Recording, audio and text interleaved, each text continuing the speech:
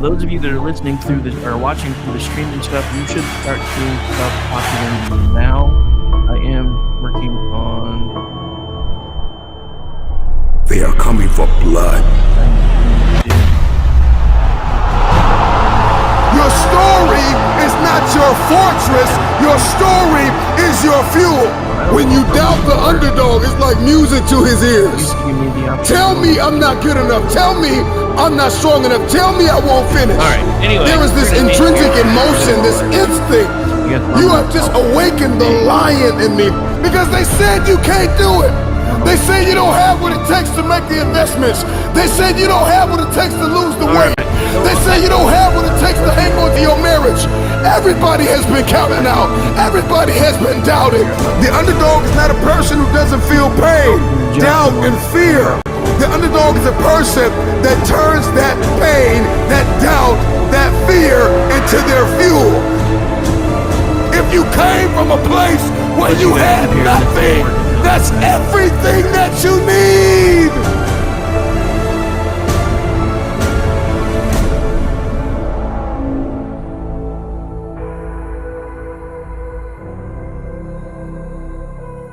Everybody wants a piece of the pie.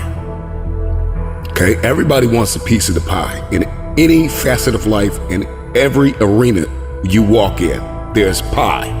And the thing is that pie doesn't get any bigger. The pie never gets any bigger. It's the disciplined, desperate, dangerous mentality of an individual that says, I'm gonna push whoever I gotta push out of my way to get my piece of the pie. Those are the people that get the pie. Because the pie doesn't get any bigger and the pie does not pursue you. You have to go after it.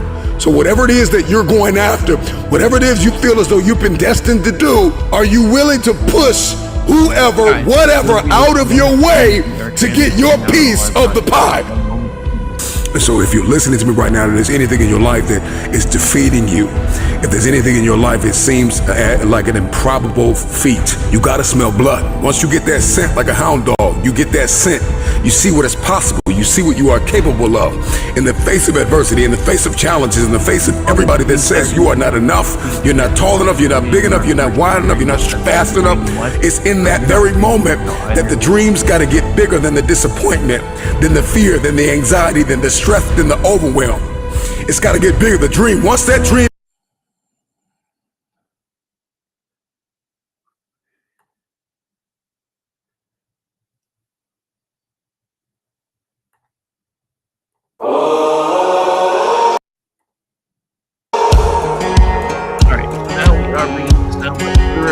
of the commercials. Sorry guys, we're doing 365 now.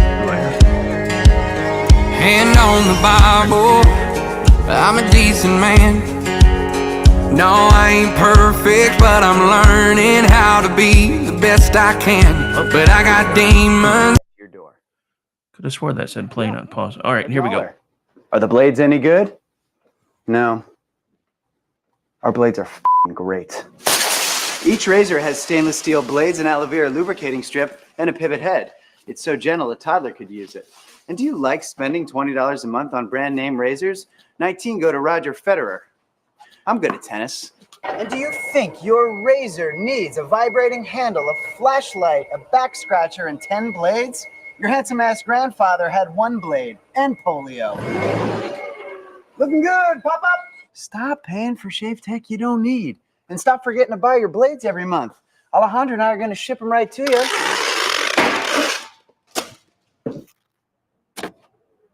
We're not just selling razors. We're also making new jobs. Alejandro, what were you doing last month? Not working. What are you doing now? Working. I'm no Vanderbilt, but this train makes hay. So stop forgetting to buy your blades every month and start deciding where you're going to stack all those dollar bills I'm saving you. We are DollarShaveClub.com, and the party is on.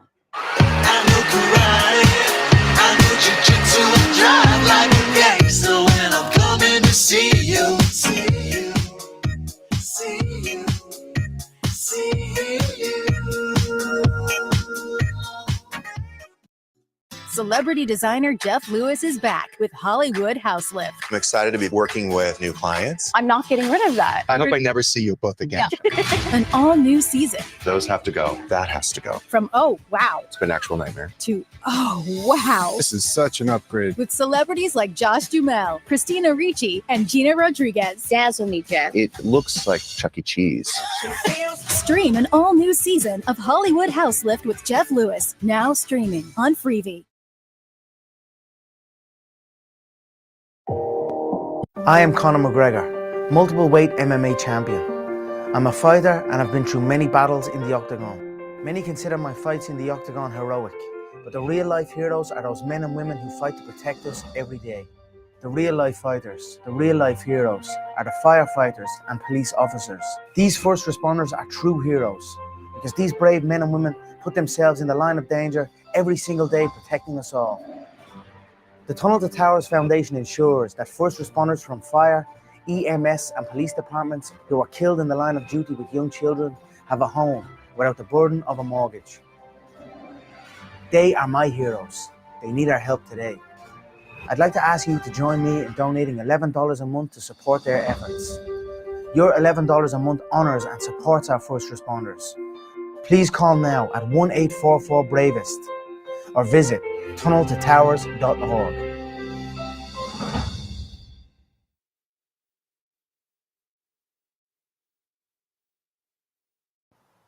The following program contains coarse language and adult themes. Listener discretion is advised.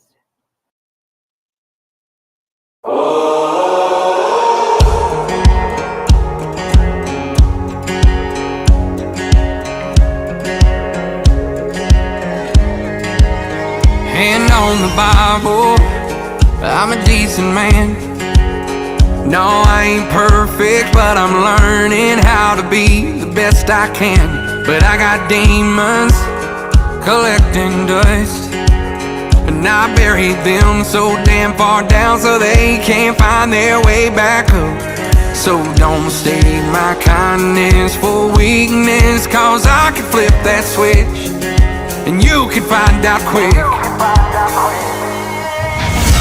There's a hell on the other side that you ain't met yet. Tread real light, dare you to light that fuse, cause I can be. And welcome into the Rick Robinson Show for Wednesday, June 5th, 2024. We are live from Purcell, Oklahoma, coming to you through Text, Facebook, Spreaker, Live 365, YouTube, and tried to do Rumble, but for some reason they've changed the settings. So for those of you hanging on the stream, you heard me kind of rumbling a little bit. Anyway, so we are here, we are live, and there is something that is contractually required on Wednesdays. So hang on a second. It is Wednesday, my dudes. For those of you working for the weekend, you have just about made it. I hope everybody is having a great Wednesday afternoon hanging out with me right here on KLRNRadio.com. We are America's podcast network and soon to be America's broadcast network now that we're working on taking over Live 365. Anyway, so we're here, we're live, and for those of you that are wondering, one of the reasons we're changing to that platform is music licensing gets really expensive, and they cover that. So anyway, so we're here, we're live. If you're hanging out in the chat room, you will notice the Spreaker feed is still there.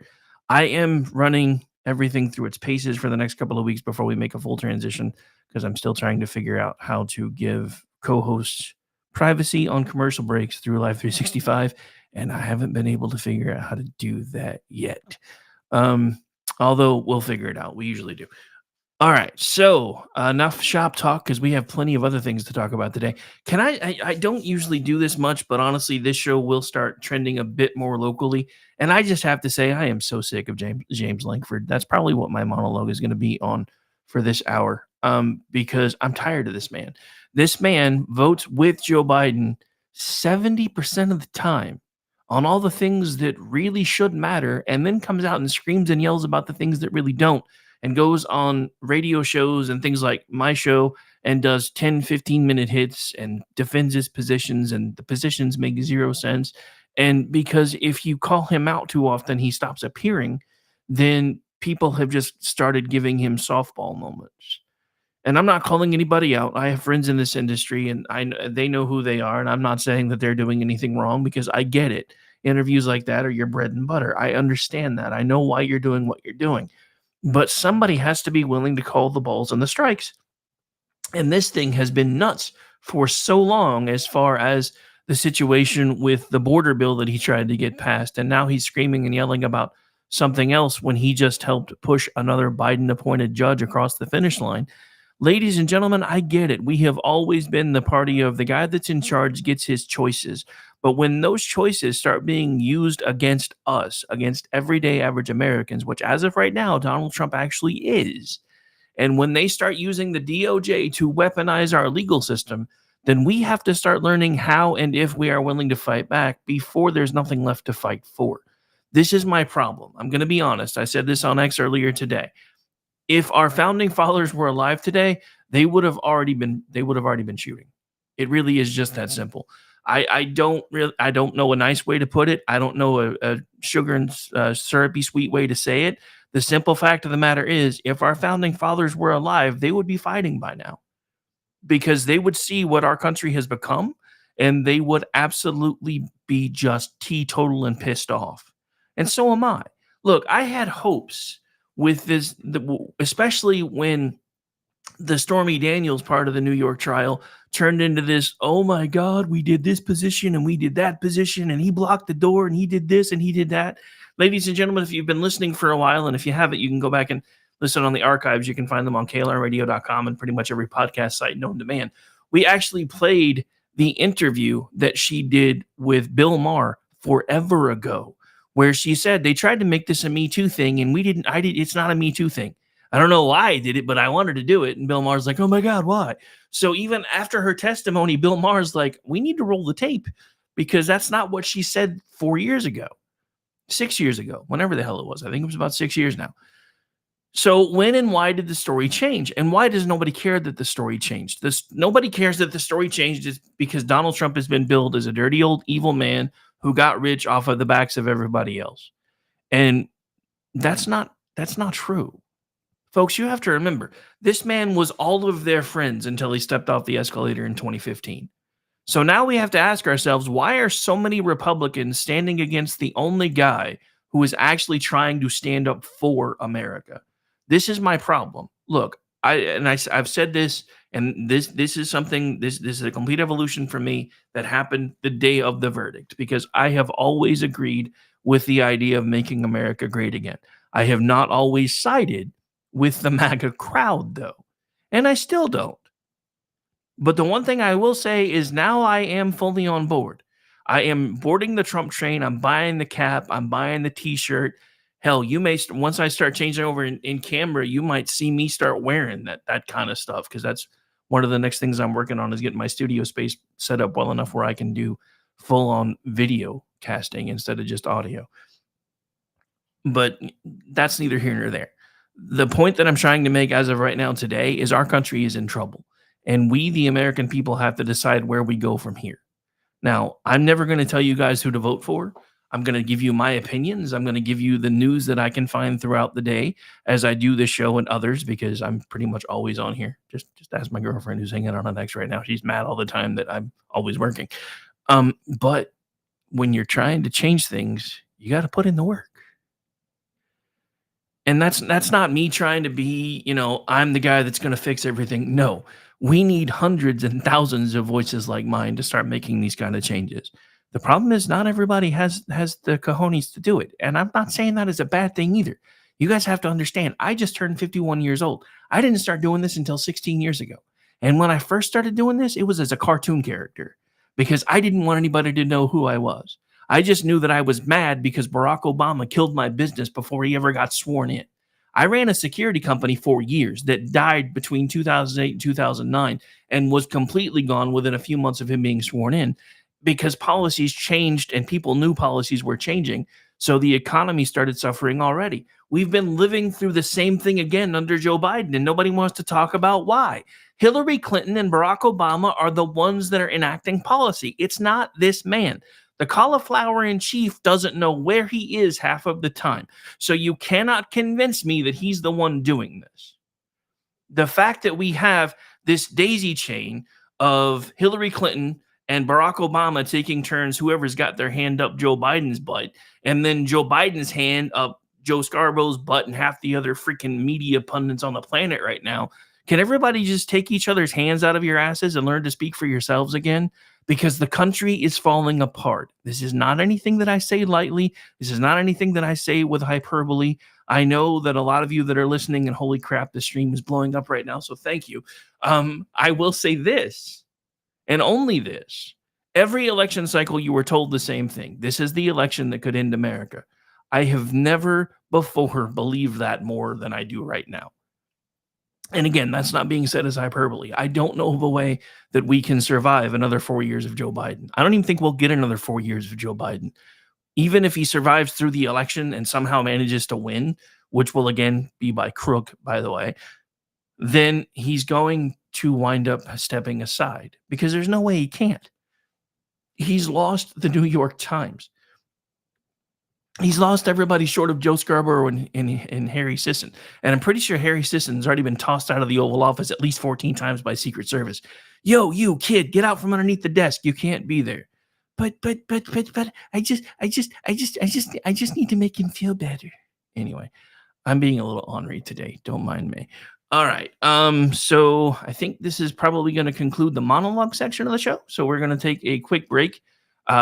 Won't be very long, I promise, because I'm getting that lined out too. But we do need to take breaks because for those of you listening for the first time, this is all me. I do all the production work. I do everything. So occasionally I have to take breaks to get things changed up and move on to the next things that I wanted to talk about. So if it's patterned after AM radio and it seems like to you it is, that's because it is. So, and that's just the truth of it. I need the breaks to be able to keep things running. As we continue to grow, I may actually give one of my children a job and start making them be my producer. But for now, I don't want to make him work without paying him because I'm a capitalist. All right. So on that note, we are going to get ready to take the break. When we come back, more to talk about. Joe Biden's finally decided he can do something about the border after telling us that he can't for 3 years. Anyway. Hope everybody's having a great Wednesday afternoon. Thank you so much for those of you checking us out for the first time. Hopefully you stick around. If not, I kind of understand why, but we'll be right back.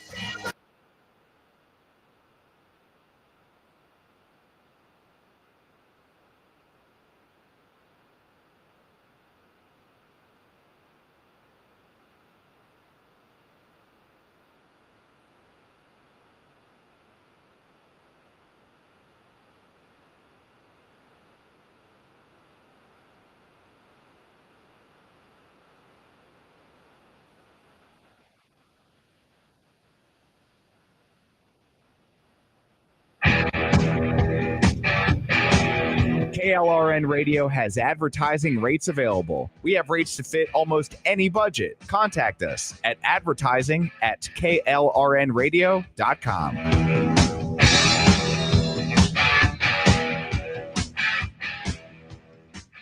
Hi, I'm Mike, founder of DollarShaveClub.com. What is DollarShaveClub.com? Well, for $1 a month, we send high-quality razors right to your door. Yeah, $1. Are the blades any good? No. Our blades are f***ing great.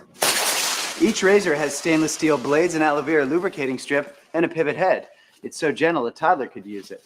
And do you like spending $20 a month on brand name razors? 19 go to Roger Federer.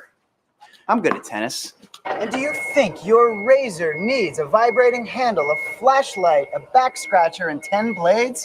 Your handsome-ass grandfather had 1 blade and polio. Looking good, pop up! Stop paying for shave tech you don't need. And stop forgetting to buy your blades every month. Alejandro and I are going to ship them right to you. We're not just selling razors, we're also making new jobs. Alejandro, what were you doing last month? Not working. What are you doing now? Working. I'm no Vanderbilt, but this train makes hay. So stop forgetting to buy your blades every month and start deciding where you're going to stack all those dollar bills I'm saving you. We are DollarShaveClub.com, and the party is on. I know karate, I know jiu-jitsu, and drive like a gangster when I'm coming to see you, see you, see you.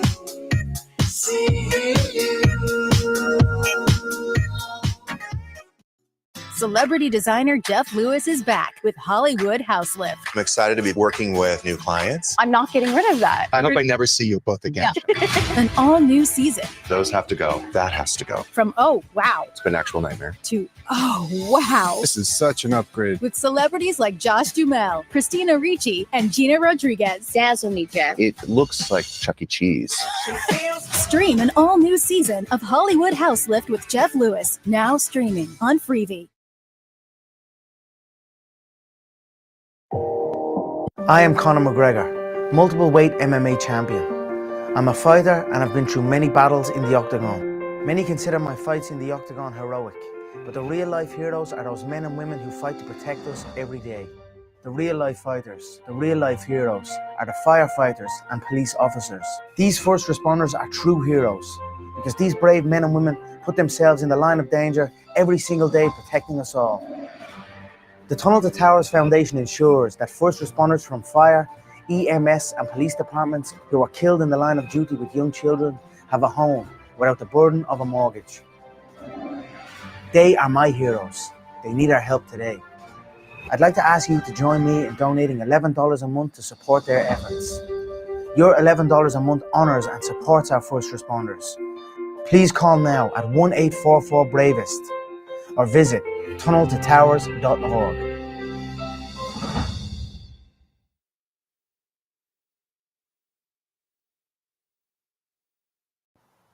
The following program contains coarse language and adult themes. Listener discretion is advised.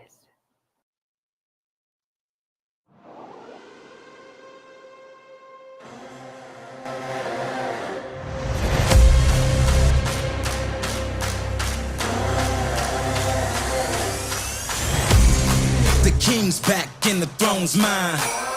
The future's here and it's my time. Straight shot, going for the head with it. Take his head off and say that I did it. Good riddance. Say hi to the bad guy back in business. If you took what's mine, I'm back to get it. There's nothing you can do. I'm back with vengeance. Ha. Now turn me loose. Now turn me loose. Now turn me loose. And welcome back into the Rick Robinson Show live right here on KLRNRadio.com. We are American Podcast Network. Who's the American Podcast Network? Legendary every day, I'm invincible. Anyway, we're here, we're live, we are I'm bringing fire to the final call. There's nothing you can do, cause I want it all. Legendary every day, I'm invincible. Came to play, you feel the heat, now it's time to turn me loose. You can't hold me, I'm a go-getter. I go hard and go to war with you. I want freedom in its purest form. I can be the Anyway, so not trying to give you guys too much of the behind-the-scenes shop talk stuff, so let's get on to what we were going to be talking about today. Again, my name is Rick Robinson. If you're joining us for the first time, thank you so much. I do this thing every Monday through Friday. For this month, it'll be except for the second Monday of the month because I have to have a day off for administrative crap. And then going forward after this month, it'll be the first Monday of the month that we're not live, but we do this every Monday through Friday between the hours of 3 p.m., 5 p.m. Eastern. I'm also usually live behind the scenes somewhere if I'm not in front of a mic in the evening shift. For those of you joining us tonight, we do have a full lineup this evening starting at 7 p.m. Eastern with myself and Stacey Lennox as we do the Whatever Show, the podcast for Gen X by Gen X, where we talk about everything that pisses us off. And if you don't like it, we say whatever.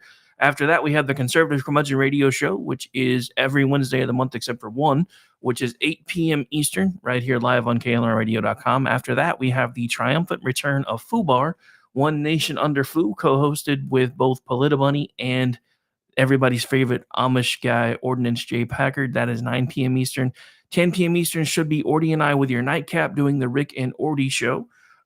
So, yeah, in case you haven't figured it out yet, my name's Rick. I'm a workaholic, and my last meeting was forever ago. Anyway, also, just to give you a kind of a heads up if you're watching the stream, we are also launching a news organization called the Digital Beacon. It is currently X only and kind of parked while I figure all of this stuff out first because, as usual, I tend to try to bite off more than I can chew and then try to figure everything else out along the way. Anyway, so back to Joe Biden. So remember for 3 years how dude was like, border secure. I don't know what you guys are talking about. Mayorkas testifying in front of Congress. Border secure. I don't know what you guys are talking about. We don't have a border problem. We don't have an immigration problem. And then we get into election year, and all of a sudden we have an immigration problem. Except we know we've had an immigration problem for a long time, much like we know that we currently have a mob family in the White House. But nobody's allowed to say that because they'll get in trouble. Our people are going to come knock on their door. Our black helicopters are going to start flying over, or they'll start doing what they've done to Alex Jones. I'm just saying. Look, I don't like the guy either, but I am a free speech absolutist. You should be able to say whatever the hell you want to say, whenever the hell you want to say it, and have to face whatever consequences there are for you saying it. But which is why when he jumped the shark about the whole Sandy Hook thing, I was like, dude, I think you may have gone too far. I really, really do. But them coming after him as hard as they have since then just tells me that in some ways he's over the target. And let's be honest, if you've been somebody that's been paying attention to conspiracy theory stuff, because I am, because I used to listen to Coast to Coast AM before I ever even started doing this kind of thing.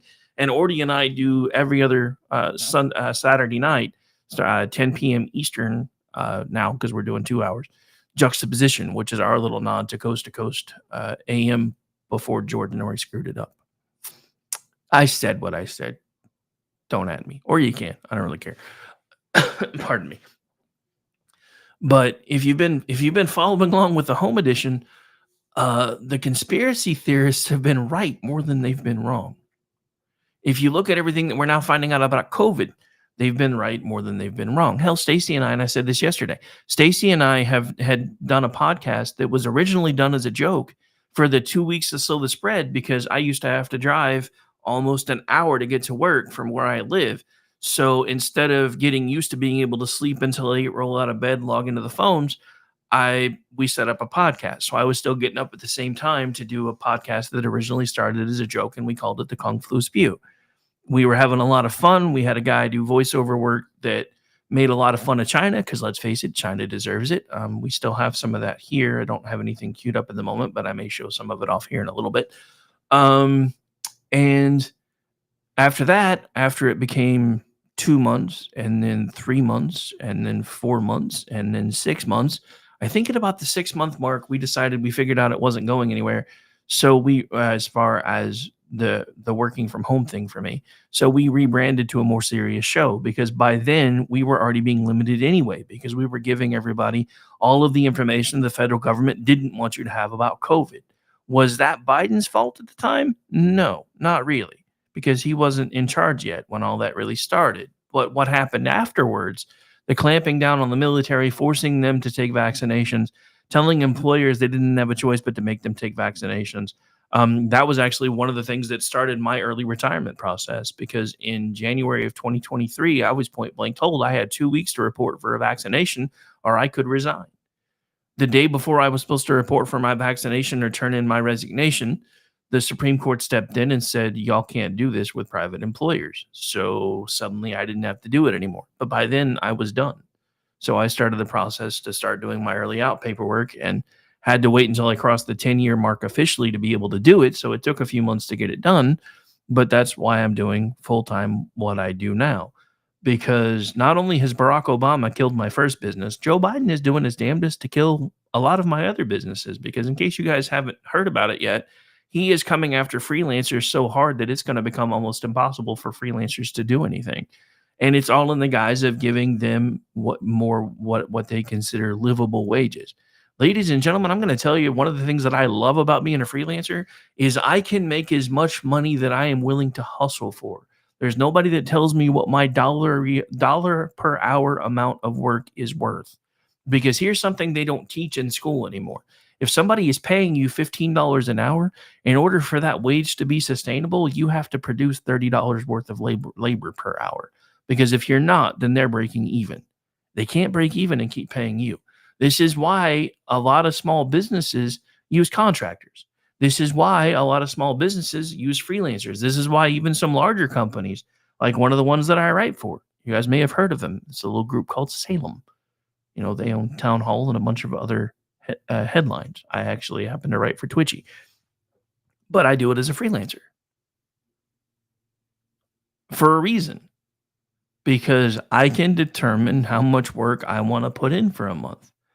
And if I want to work really hard one month, I can. If I don't, then I don't have to, because I'm also always doing this. And this is something that I wanted to do first. They dovetail really nicely into each other, but I'm somebody that always wanted to get into radio, even though for the longest time I really had no idea how. And unfortunately, with traditional radio, it's not necessarily what you know, but who you know that usually winds up paving your way. Then then technology made things like this possible, and I've been working on getting to this level in my spare time and part-time for over 16 years, to the point now where I'm just gonna make it. I'm just gonna make it whatever I can make it while I can before Joe Biden makes it impossible for me to do it. And again, I'm not saying that just to toot my own horn or anything else. Part of what I do here is try to inspire people, to let them know that, if you have a dream that you are wanting to try to chase and you're afraid to chase it, you only have a certain amount of time to be able to do those kind of things. So you really do need to chase whatever your dreams are. Even if it's something that you give 10, 15 minutes a day to when you're first starting, maybe researching whatever it is that you want to do and figuring out how to do it. Do it. And if it becomes something that you think you can monetize, then by all means, devote more time to it. Even if it's just an hour or two a day. Maybe you're like me and you like writing things that make people laugh. Maybe you're like me and you talk, according to one of my grandfathers who used to say this to me all the time, you should be an attorney because you could talk the balls off a brass monkey. I almost thought about that once. Here's the irony for those of you that are watching all over the place right now. Right now, it looks like last count with everywhere that we're at, we have a lot of eyes on us today and ears. So I just want to say thank you for that. But here's the irony. I didn't become an attorney, and I didn't originally become what I thought I was going to do next, which was become an ordained minister, because I have a fear of public speaking. Let the irony of that moment sink in. Somebody who now puts his opinions out for everyone to see, talks about the news for everyone to hear, has a fear of public speaking. Don't let fear stop you from whatever it is that you think you're supposed to be doing. There is something inside of you that is your calling. You may be afraid of it, you may be terrified of it, and you may feel like, well, I can't give it the time that it deserves. Give it whatever amount of time that you can. The things that you pay attention to, the things that you tend to, the things that you take care of will eventually grow. And eventually they'll grow enough for you to decide if it's something that you can do full time or if it's something that you're going to do on the side, like I did for the longest time, just to stay sane. Because there was a time, ladies and gentlemen, that the only time I felt like myself was when I was sitting behind a microphone. And it's just the truth of it. When I was doing this, when I was putting things out for people to hear, was the only time I felt normal. The rest of the time, I just felt like I was just kind of getting by. And that's when I started realizing that I needed to find ways to put more time into this, because it goes back to something that I'm pretty sure everybody's grandpa told them at one point. If you find something that you love to do and find a way to make it your job, you will never work a day in your life. Now, that's not entirely true, because even doing everything that I do, there are days that I absolutely don't want to get out of bed. And unfortunately, those days have been more common for me recently because of things with the pandemic and recently going through a divorce and everything else. But I'm finally coming out the other side of a lot of that mess, which is why I'm buckling down now, because now I can build the life that I've always wanted to build and see if I can make a go of it. And if we keep having folks tune in like we have right now, then it shouldn't be a problem. So thank you. Anyway, I didn't really mean for this to turn into monologue section 2, but it kind of did. And I guess I have things to say today. All right, so we're going to take a break. Then we're actually going to get into some news stories. Primarily, probably going to take Langford apart a bit. Talk about the 7 traitor Republicans who just confirmed yet another judge for whatever reasons, even though, they're the ones complaining about lawfare. So let's let him have another one. That really seems like a good plan, guys. Let's let the guy that we're complaining about breaking our judicial system keep making appointments. as we get ready to go to the break, I guess that does bring up one more point. When do we decide enough is enough? Because that's kind of what I want to know, is when do we decide that enough is enough? Or in this case, maybe even enough being too much. Because I don't know about y'all, but I'm kind of tired of the left getting everything that they want, all because when they don't, they say the right doesn't want to play balls. Or, sorry, play ball. I don't know what just happened there. I really don't. Well, I kind of do. Anyway. I was reading something else and got distracted. All right, so let's go ahead and take a break. I think I've already played that one. Let's see, what else do we want to play today?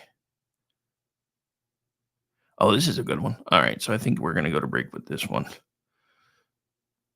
Well, I hate it when it does that.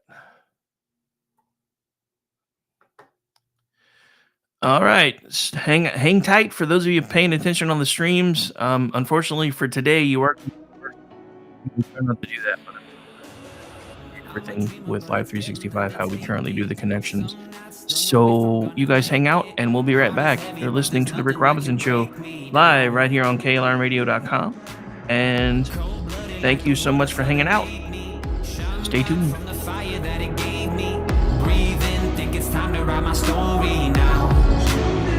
Bloody knuckles got them banging on my chest.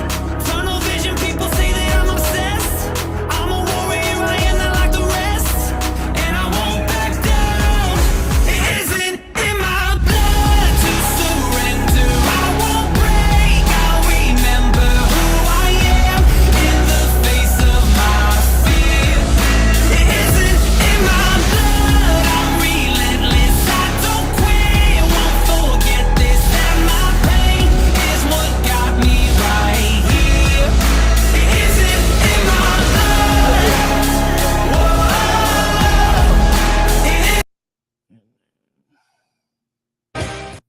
Hi, everyone. This is JJ, the co-founder of Good Pods. If you haven't heard of it yet, Good Pods is like Goodreads or Instagram, but for podcasts. It's new, it's social, it's different, and it's growing really fast. There are more than 2 million podcasts, and we know that it is impossible to figure out what to listen to. On Good Pods, you follow your friends and podcasters to see what they like. That is the #1 way to discover new shows and episodes. You can find Good Pods on the web or download the app. Happy listening.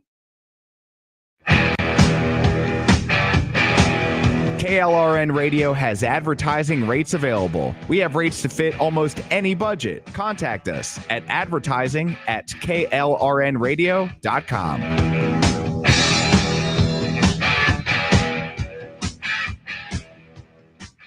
Hi, I'm Mike, founder of DollarShaveClub.com. What is DollarShaveClub.com? Well, for $1 a month, we send high-quality razors right to your door. Yeah, $1. Are the blades any good? No. Our blades are f***ing great. Each razor has stainless steel blades, an aloe vera lubricating strip, and a pivot head. It's so gentle a toddler could use it. And do you like spending $20 a month on brand name razors? 19 go to Roger Federer. I'm good at tennis. And do you think your razor needs a vibrating handle, a flashlight, a back scratcher, and 10 blades? Your handsome-ass grandfather had 1 blade and polio. Looking good, pop-up! Stop paying for shave tech you don't need. And stop forgetting to buy your blades every month. Alejandro and I are going to ship them right to you.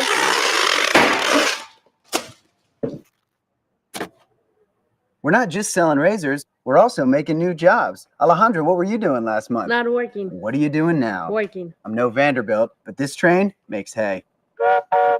So stop forgetting to buy your blades every month and start deciding where you're going to stack all those dollar bills I'm saving you. We are DollarShaveClub.com, and the party is on. I know karate, I know jiu-jitsu, I drive like a gangster when I'm coming to see you, see you, see you, see you. celebrity designer Jeff Lewis is back with Hollywood House Lift. I'm excited to be working with new clients. I'm not getting rid of that. I hope I never see you both again. An all-new season. Those have to go. That has to go. From oh, wow, It's been an actual nightmare. to oh, wow. This is such an upgrade. With celebrities like Josh Duhamel, Christina Ricci, and Gina Rodriguez. Dazzle me, Jeff. It looks like Chuck E. Cheese. Stream an all-new season of Hollywood House Lift with Jeff Lewis, now streaming on Freevee. I am Conor McGregor, multiple weight MMA champion. I really I'm gotta a fix fighter that and ad. I've been through many battles in the octagon. Many consider my fights in the octagon heroic, but the real-life heroes are those men and women who fight to protect us every day. The real-life fighters, the real-life heroes, are the firefighters and police officers. These first responders are true heroes, because these brave men and women put themselves in the line of danger every single day protecting us all. The Tunnel to Towers Foundation ensures that first responders from fire, EMS and police departments who are killed in the line of duty with young children have a home without the burden of a mortgage. They are my heroes. They need our help today. I'd like to ask you to join me in donating $11 a month to support their efforts. Your $11 a month honors and supports our first responders. Please call now at 1-844-BRAVEST or visit tunneltotowers.org.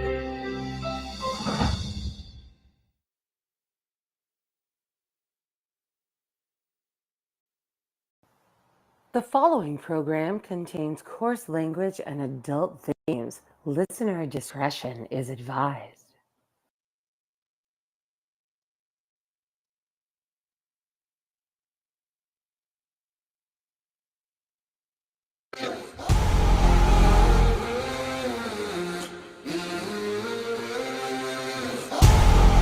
Good evening, my people up in the chandeliers. The wine and dining, the menu is blood, sweat, and tears. Everybody ready, raining down confetti. Champions are born right now.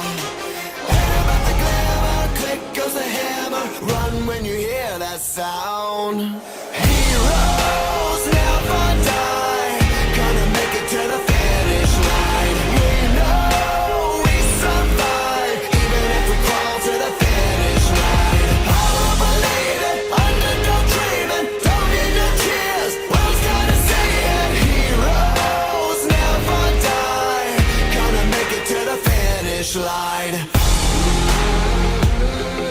And welcome back to the program, ladies and gentlemen. Hour one is almost to the book. We got one more thing. We got a whole other hour from that on the other side. Starting at what? 14. So if you're working for the weekend, if you're on the East Coast, you are well past halfway to your home base. You have a little over an hour until you find the end of your work day. It's going to be at 9:15. If you're living in God's time zone, if you're living on the West Coast, I haven't had time to move yet. It's got forever. And the mountains, keep putting in the quote.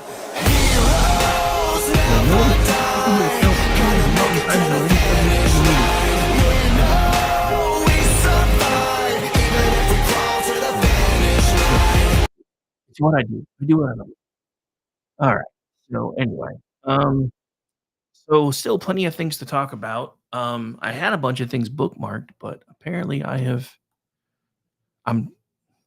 juggling too many technological things, I guess, because now I can't seem to. Maybe there. Nope. That's not it. All right.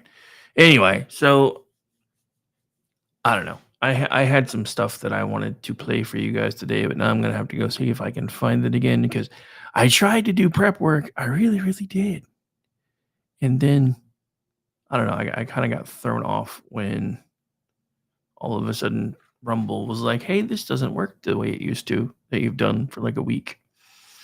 Because it's, reasons or something. I don't even know. So that's not it. I can probably find him. You know what? We'll just do this for right now.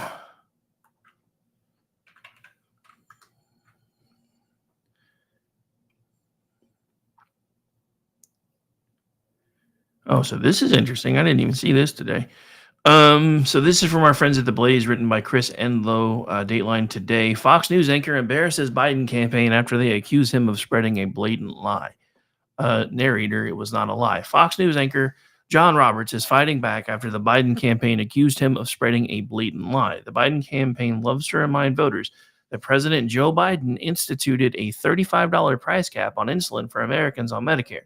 But this week, Roberts undercut the Biden campaign's message and reminded Fox News viewers that it was then President Donald Trump who first instituted the $35 price cap all the way back in 2020. So here's the problem with that. And this is something that I'm glad people are finally starting to call him out for. I don't know why it's taken through this point where people have finally decided that they're going to start calling balls and strikes with the cauliflower in chief. But this is something that should have been a home run for everybody a long time ago as soon as he started trying to take that victory lap. And it should have been a lot bigger names than folks like me screaming and yelling that wasn't what happened. That wasn't what he did. And it just really is that simple. Donald Trump did it first. Joe Biden undid it so that he could redo it.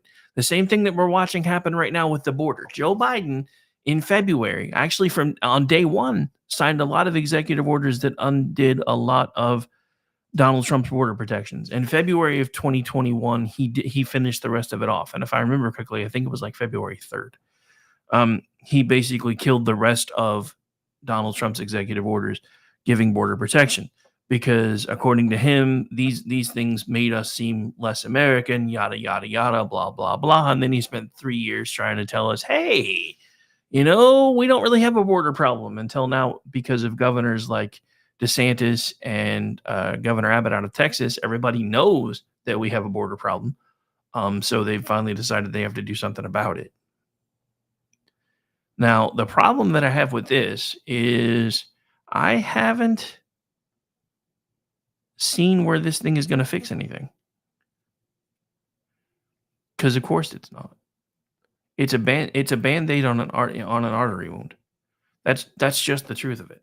This doesn't fix anything. The worst part about it is it's even worse than what Langford tried to do. But it's not that pisses me off. What pisses me off is Joe Biden has been for 3.5 years until yesterday telling us that he can't be the one to fix the border. Sir, you were the one that broke the border. Am I just as pissed off that under Donald Trump there were Republicans that decided that they didn't want to side with him about fixing the border? Yes. But there was a reason why they did that. Because most of America didn't know how broken everything was yet. Now they don't really have a choice. Because as my good friend Ordnance Packard always says, for the left, violence is a dial. For the right, it's more like a switch. Ladies and gentlemen, we're getting dangerously close to that switch point. We really, really are. And nobody really seems to want to talk about it. Because for reasons, I guess. I really don't know. All right, so I did find one of the clips that I wanted to talk about. So this is from townhall.com. Yes, self-promotion of one of the groups that I work for. Don't mind me much. But it's Senator John Kennedy. And for those of you that are watching the streams, you'll be able to see it in just a moment as soon as I get it transitioned over to that.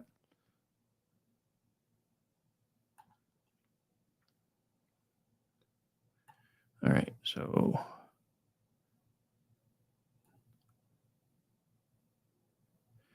now I'm just going to let him talk and then do the reaction afterwards.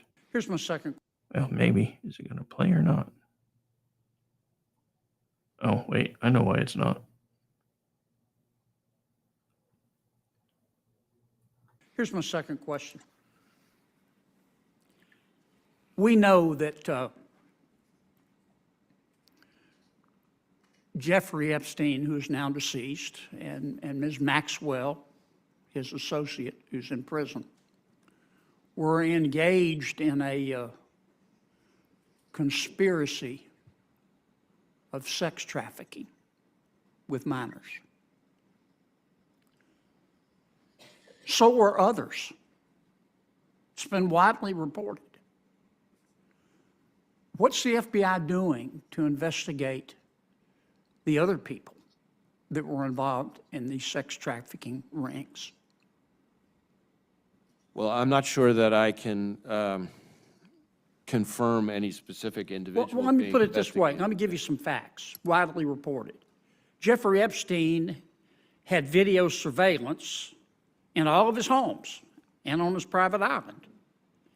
And there have been articles after articles from witnesses who have said he videotaped sex acts with prominent people because he was trying to with young girls that he had procured to try to incur favor with those prominent people and potentially to be able to blackmail them.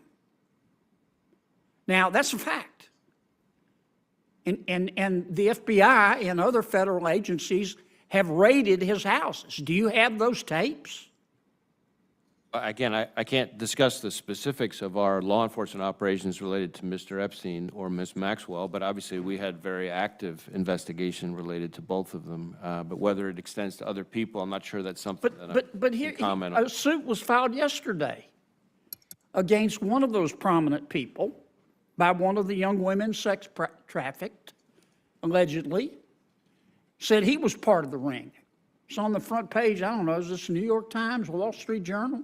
And we keep seeing article after article after article, and we keep hearing about prominent person after prominent person after prominent person.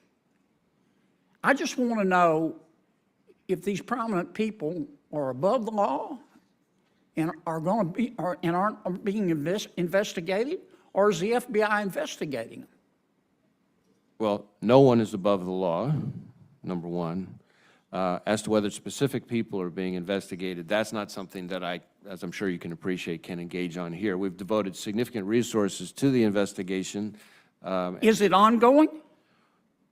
I'm not sure there's anything I can share with you on that, but let me see if we can get back to you and provide a little more information. Well, for example, these allegations in this lawsuit, the civil action. Yeah, I haven't seen you ought to read the article. It'll trigger your gag reflex. Is the FBI going to investigate that? Well, again, I haven't seen the article, but I would be happy to take a look at it and take it back and see if it's part of something. I'd just like to know. I share your. Yeah, is the FBI still investigating this, or are these prominent people going to go scot-free? I'm not sure that I can tell you whether or not there is ongoing work being devoted to this. I would be happy to take a look at the specific article. I share your disgust at Mr. Epstein's conduct and Ms. Maxwell's conduct. And others. The whole operation. Okay. Thanks, Madam Chair. All right, so there you have that. So we're going to move away from that now. So that begs an interesting question, and this is another question that I've been asking for quite some time. When are we going to start finding out what was really going on with Jeffrey Epstein and start prosecuting the people involved there? Now, there's an interesting take that I've touched on other shows, where because of the surveillance equipment that Diddy had in his home, etc., that everybody kind of thinks that he might have been the rap world version of Jeffrey Epstein and Ghislaine Maxwell. I don't know enough about that to say one way or the other. I do know that the amount of video footage, etc., that man was capturing, even if it wasn't something that started that way, that's probably how it ended, which may be another reason why it was allowed to go on for as long as it was. I don't really know the answer to that question, and I'm just speculating. But this is something else. When we start talking about nobody being above the law, this is a huge problem, because it really, really is a very big problem. We now have, everybody used to say that we have a two-tier justice system. We actually have a multi-tier justice system in this country, depending on how many resources you have access to, etc. And this is not anything that the founding fathers intended. And as I said in the opening of this show, if our founding fathers were alive today, they would be lining us up and kicking us into Jimmy repeatedly. And they would probably already be fighting by now with the federal government because of what we've let it turn into. And I say we, this is not any royal sense, because we are the ones that have allowed this to happen. Now, you can say what you want to say. I know that depending on the age that you're listening, of the folks that are listening right now, some of you think America is a really evil place. Some of you think communism is the answer. Some of you think that real communism has never been tried and real socialism has never been tried. I am here to tell you, as we start winding down hour number 1 of this show, not only has it been tried, but it's failed everywhere that it's been tried. Now you have China even moving more towards some sort of controlled capitalism where they still have all of the control of production and everything else, which is basically socialism. And we keep choosing that. We keep choosing to work with that because of cheap labor, etc. Ladies and gentlemen, if everything is going to cost this much anyway, wouldn't it make more sense to do it at home? We keep complaining that there aren't enough jobs, that there's not enough jobs that anybody wants to do. That's because at some point we made a decision that we were going to become the world's bank, and that our primary form of commerce and primary form of gross domestic product, everything else, was going to be retail based. These were bad decisions, ladies and gentlemen, and these decisions were in the works for a very, very long time. If again, a lot of you are joining us for the first time, so you're welcome to go back and check out the archives. If you go back far enough, it's going to sound a little different because I was using a different setup before, so don't mind the fact that it legit sounds like AM radio. But I did and have gone back all the way to when the world really started changing for America, which was during the Civil War. The leftists and the progressives at the time were able to pass an income tax for a short time, which started letting them have all their wet dreams, and all of their projects started being able to be funded. So when the Civil War ended and that went away, they kept coming back to the well over and over and over again and asking, hey, Republicans, we need that progressive income tax back. Before this happened, before we became the batteries fueling the very machine that a lot of us are trying to fight, we had the most Republican form of funding in the world. The government had to come to you, tell you what it was that they were wanting to do, and then you had to decide if you were going to commit your resources to making that happen through buying bonds for that specific issue. They didn't like that because that gave you control, much like with the passage of the 17th Amendment that completely changed how Congress works. Everybody's now screaming that the Senate should be set up like the House and based on population. That's not even how this was supposed to work, folks. And we have to start combating this somehow before there's nothing left to fight for. Our bicameral House was set up very specifically. The House of Representatives was supposed to be the voice of the people. The Senate was supposed to be the voice of the states. And those two groups had to come together to get things done. And then somebody said, well, let's pass the 17th Amendment. Not a good plan. So, and then around that same, I guess it was after that, but then before that, they passed the whole, let's make income tax cool again. Which unfortunately means every libertarian that has ever told you that paying your taxes is unconstitutional is lying to you. I say this as a libertarian. It became constitutional as soon as they passed that amendment in 1913. And I think I said the 13th a second ago because I always mess up with saying 1913 in the actual amendment number. But yeah, it was passed in 1913. That made it constitutional because the Republicans thought they were going to be smart. Nobody's going to really want to give up their money. So we're going to put it to the people. They're going to say no, and that will shut you guys up once and for all. Except it didn't, because it didn't work. Because they put it to the people, and the people said, hey, it's only 1%. What can they do? Let's go ahead and do it. Because we're sheep. I don't like saying that we're sheep, but we're sheep. All right, we've hit the point where we have to take a hard break. Hope everybody is enjoying the show. Got lots of eyes and ears on us today, so I'm hoping you guys are liking it. Maybe you'll stick around. If not, I kind of sort of understand. We're still getting a lot of the kinks worked out. Didn't really expect this to blow up as much as it did today. But we are live. We are here, and we're going to keep doing this thing. We are up against a break. Stay tuned. You are listening to The Rick Robinson Show right here live on KLRNRadio.com. So stay tuned.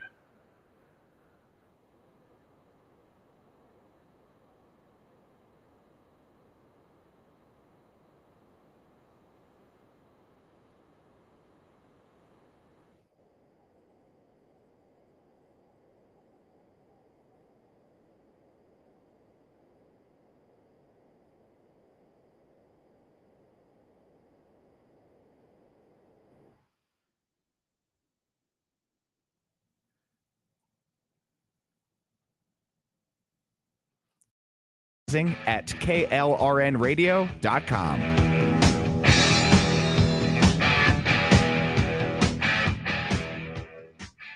Hi, I'm Mike, founder of DollarShaveClub.com. What is DollarShaveClub.com? Well, for $1 a month, we send high-quality razors right to your door. Yeah, $1. Are the blades any good? No. Our blades are f***ing great. Each razor has stainless steel blades, an aloe vera lubricating strip, and a pivot head.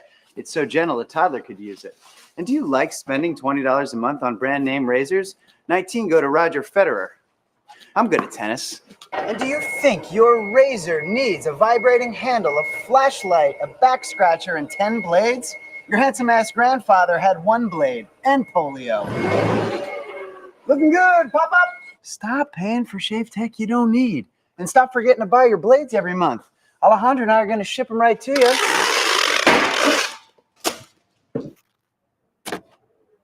We're not just selling razors, we're also making new jobs. Alejandro, what were you doing last month? Not working. What are you doing now? Working. I'm no Vanderbilt, but this train makes hay.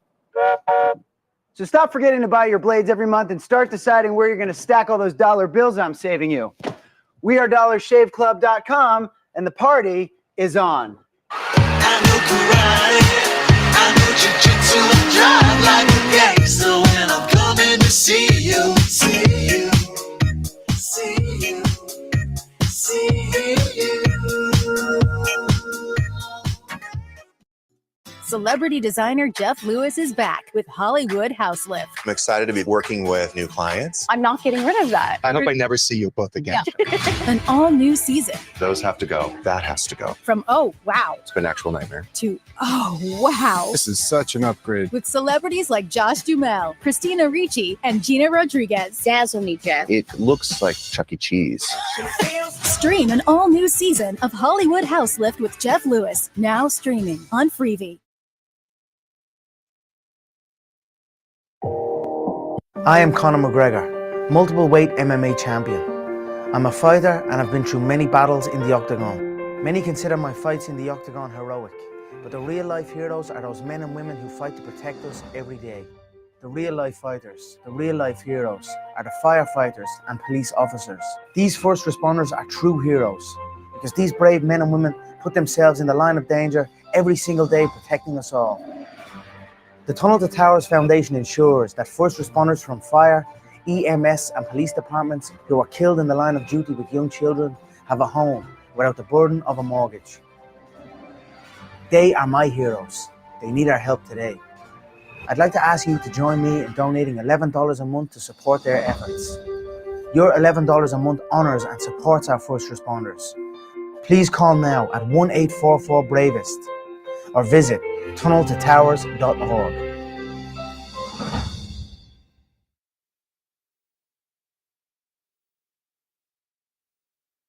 My son was in the Army back during Desert Storm, but even then he wanted an MBA. He looked at a dozen schools, but only one offered the online education and flexibility he needed while he was in a tent in Iraq, Grantham University. Turns out that Grantham's been delivering affordable, relevant college and advanced degrees for over 65 years. Heck, if they can deliver a quality education to a soldier in a tent overseas, think about the flexibility Grantham can offer you so you can earn your degree too. It doesn't matter how complicated or full your life is, if getting a degree is on your bucket list, you'll want to do what my son did. You'll want to call Grantham. Find out how easy it is to get started on your education so you can check that college degree off your bucket list. Call Grantham right now, 800-910-1370. That's 800-910-1370.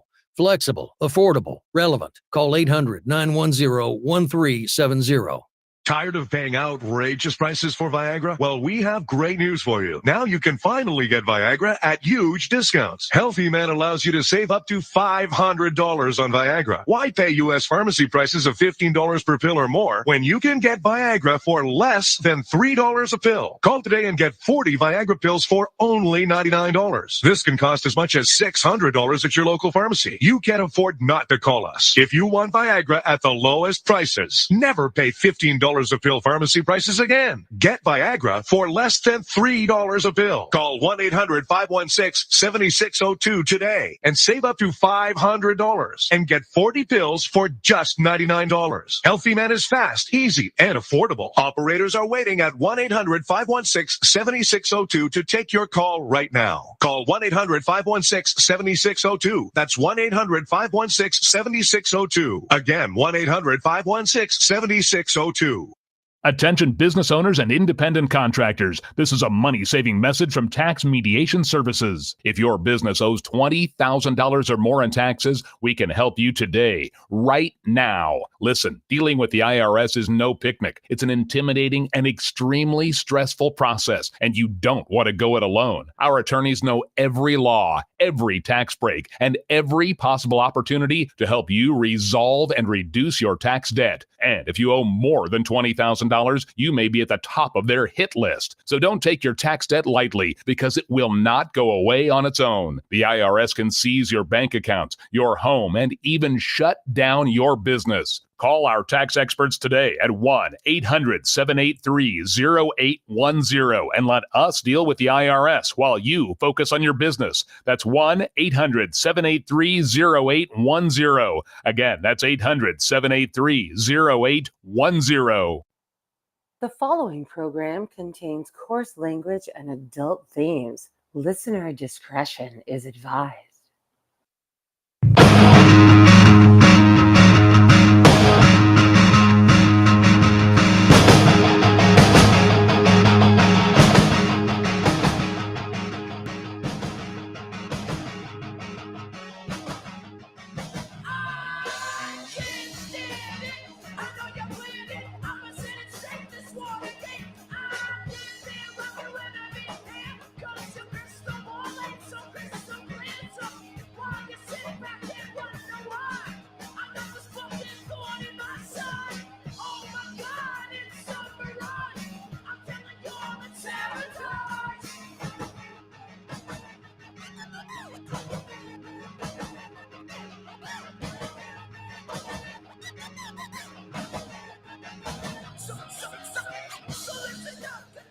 All right, don't mind me. I may or may not have been jamming out to my own bumper music. We are back. This is Hour 2 live right here on KLRNRadio.com. I'm Rick Robinson. We do this thing every Monday through Friday between the hours of 3 p.m. 5 p.m. Eastern.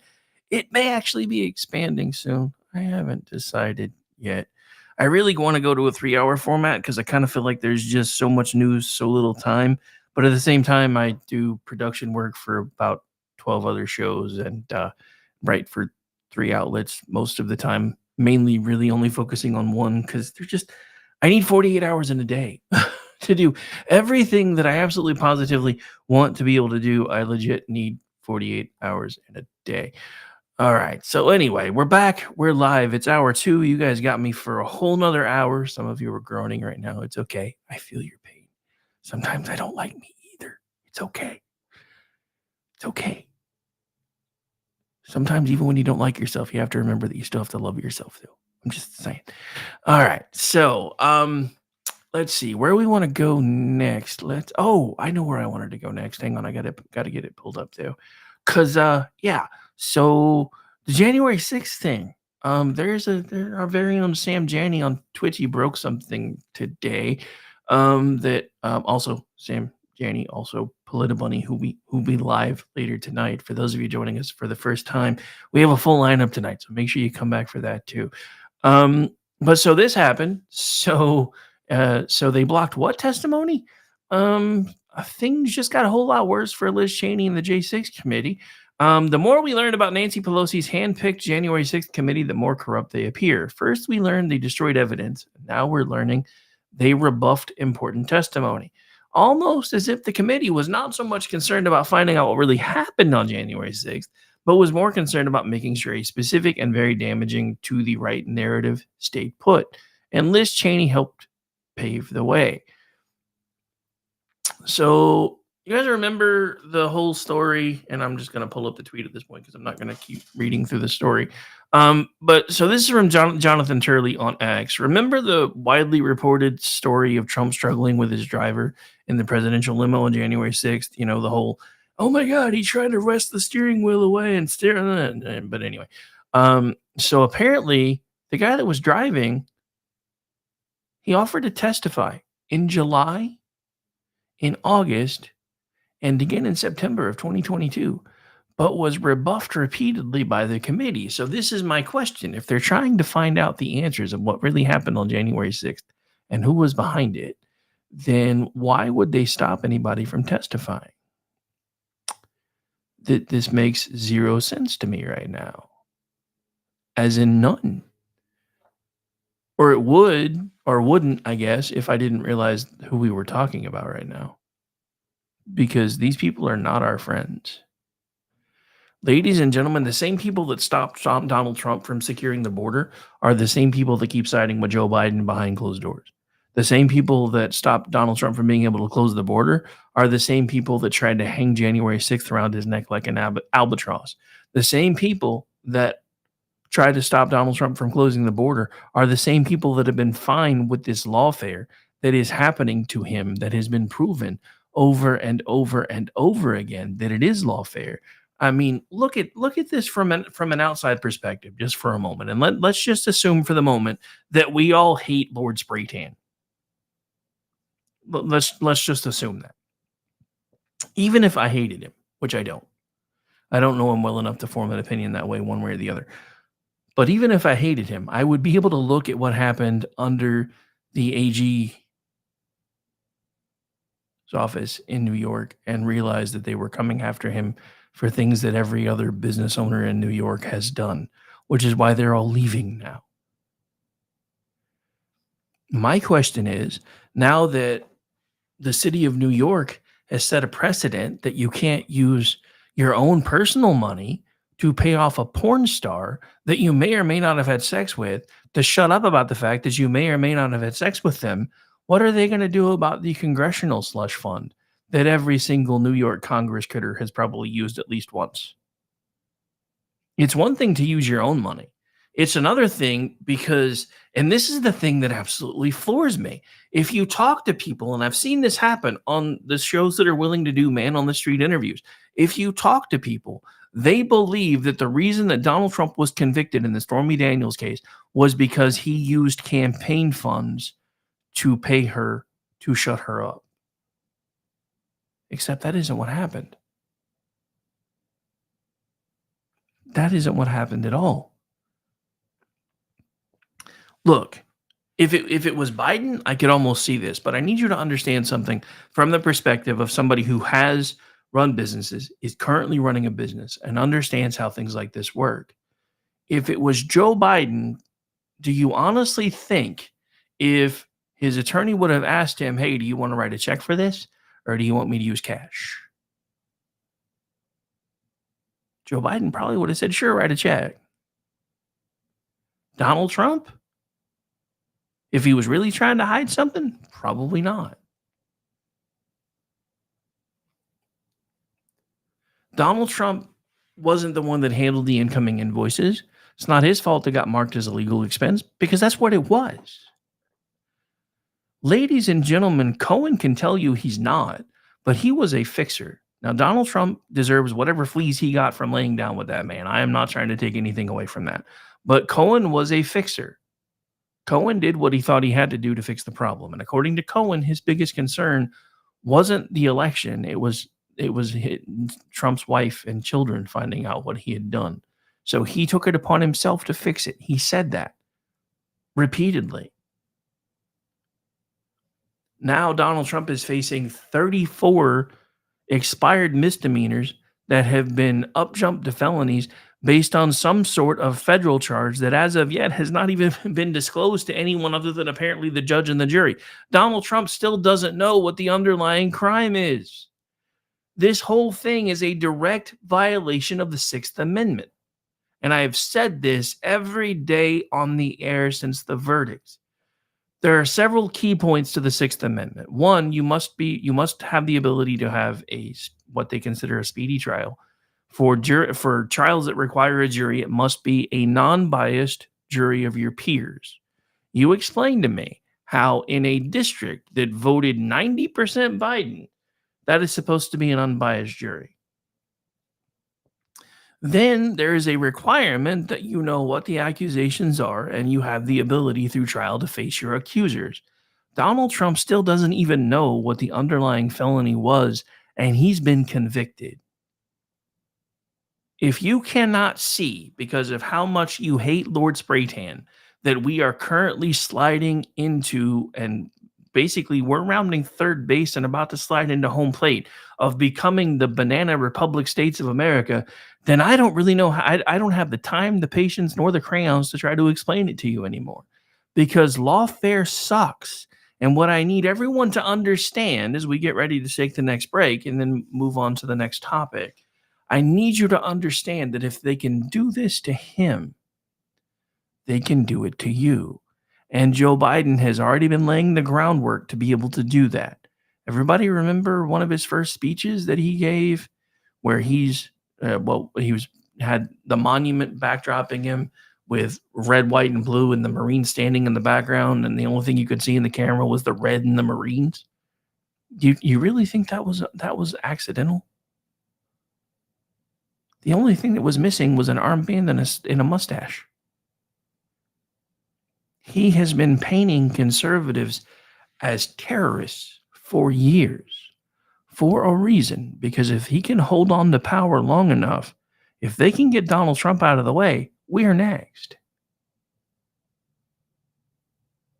Because that's what they want.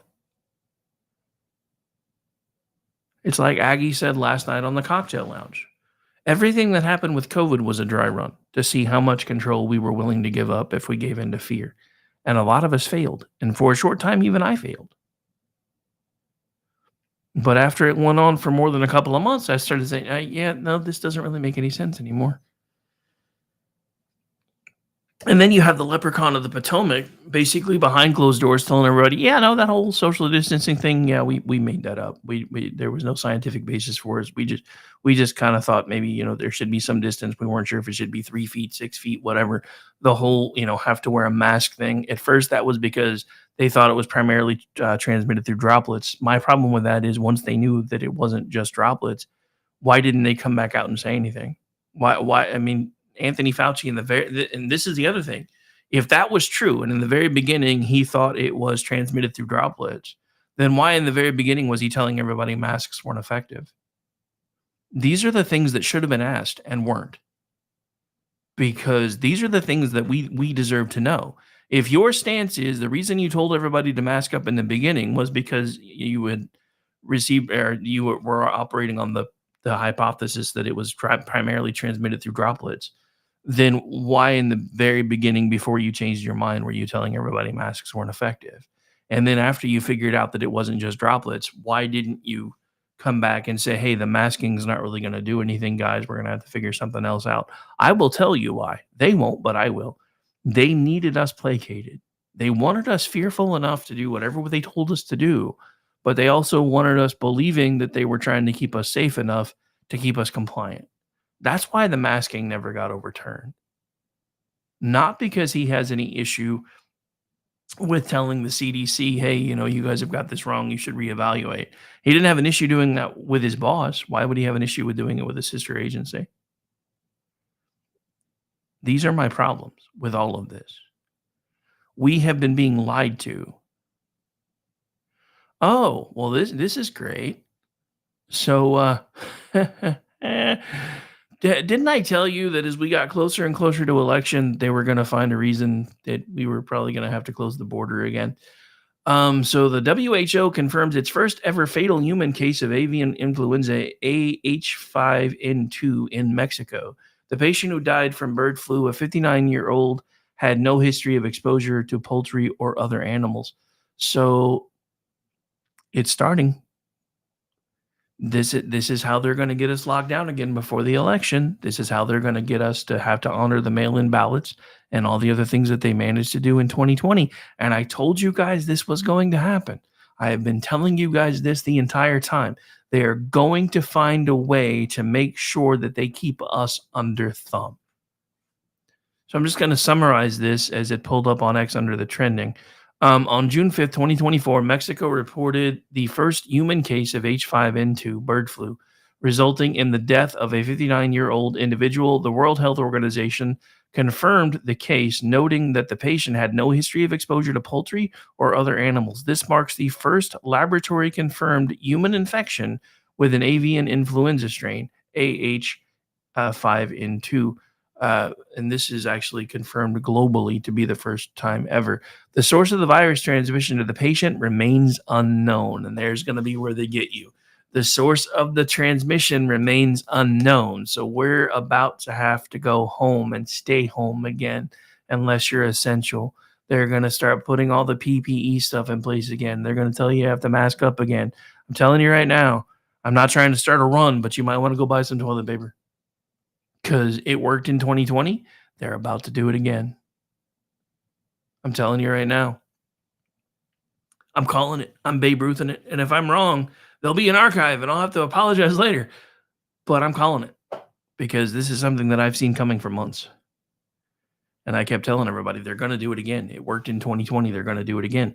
They managed to keep a lot of those things in place for 2022. You guys want to know why there wasn't a red wave in 2022? That's why. The other reason there wasn't a red wave in 2022, because Republicans keep trying to play by Marquis of Queensberry rules, when we can't do that anymore. I'm about to say something that's going to piss some people off. And I'm okay with that. The only way we stop this mess is if we start fighting fire with fire, because when they understand that we are willing to go as low as they go, then they'll stop. Because at some point, somebody has to play chicken. Up until now, it's been us. We have caved every single time. Every single time we have given in. Every single time. They have to understand that we're not willing to do that anymore. And again, this is not something that I say lightly. This is not anything that I'm saying, take to the streets and do it now. That's not what I'm saying. What I'm saying is we have to start learning how to fight fire with fire. So we need to start ramping up ballot harvesting and all the things. I mean, how many dead Republicans are there? How many dead Republican votes can we get? I'm just saying. They've been doing that to us for years. We know it. They know it. Well, we'd rather lose with honor. You know what? I would have agreed with you at one point, except losing with honor has gotten us where we are right now. And again, I don't say that lightly. But losing with honor has gotten us where we are right now. They are backing us towards a cliff, and they're about to use another viral outbreak to lock up an election. I mean, do you think it's a coincidence this is all coming out now? I mean, this is, B&O News had it 31 minutes ago. We're less than 6 months from an election at this point. We're actually exactly 5 months from it. And this is going to be what they use to sway things. You have to listen to us. It's going to save your life. This is why I'm really, really mad that nothing's going to happen to Fauci.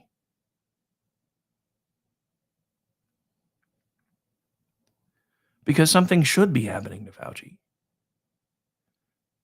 Something should be happening to Fauci and every single person that went along with what he decided to do. And in my opinion, that could even include Trump. I mean, he's the best option we have right now, but that doesn't mean that I'm letting him off the hook either. One of the reasons why I want him back in the Oval is because that's going to give us a chance to try to get some COVID accountability from the man. He was still, up until just a few months ago, taking victory laps over the vaccines. The same vaccines that we now know don't do what we were told they were going to do. The same vaccines that, even though they have labels like Pfizer and everything else on them, if you ever look, you're going to find out exactly where they came from, and it wasn't there. I'll let you do the research before I delve into that one any further, if you don't know the answer to that yet.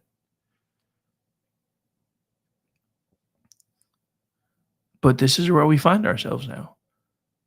We have a government that is forgiving one side for doing unspeakable things in the name of racial inequality and perceived injustices. And we have a government on the other side who says, oh, you're automatically bad because of who you voted for. Is this the America that you want to live in? For those of you that are listening that are hopefully younger than me, is this the America that you want to raise your kids in? For those of you that are about the same age as me that are listening and maybe a little bit older, is this the America that you want your grandchildren being raised in? I mean, I can tell you where things went sideways. Not going all the way back 100 years or so, but that's where things started going sideways. But where we really started going sideways in this country was when we decided your truth was more important than the truth. Because when you put your in front of something, it becomes an opinion. You can tell me it's a truth all you want, but when you put the word your in front of it, it becomes your opinion. All we have done is up-jumped opinion to perceived facts. Because perception is reality. Donald Trump deserved to be convicted because he's obviously a bad man who has done bad things. You know how many people I've heard that from? They can't even tell me what he's done wrong. Well, he's immoral. Okay, so is pretty much every other person on the planet. You guys realize if that's the measuring stick that we're going to use, we all fall short? Every single one of us fall short. Some of us to further degrees than others, but we all fall short if that's the measuring stick that we're going to use. When have you kept things from an employer? When have you kept things from an employee? When have you kept things from a spouse?